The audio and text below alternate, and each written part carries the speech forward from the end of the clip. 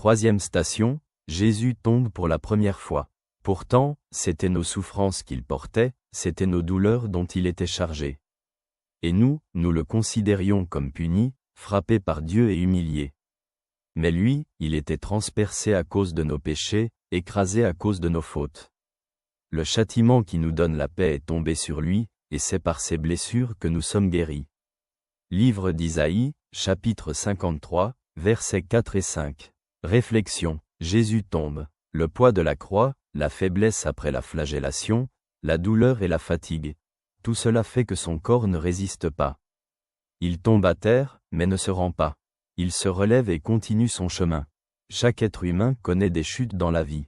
Cela peut être un échec au travail, une perte de confiance des proches, un péché qui pèse sur la conscience, des moments où tout semble perdre son sens. La chute fait mal, car elle révèle la faiblesse. La honte, la culpabilité, l'idée que ça ne vaut plus la peine d'essayer peuvent surgir. Mais Jésus montre autre chose. Il tombe, mais ne reste pas à terre. Il trouve en lui la force de se relever et de continuer.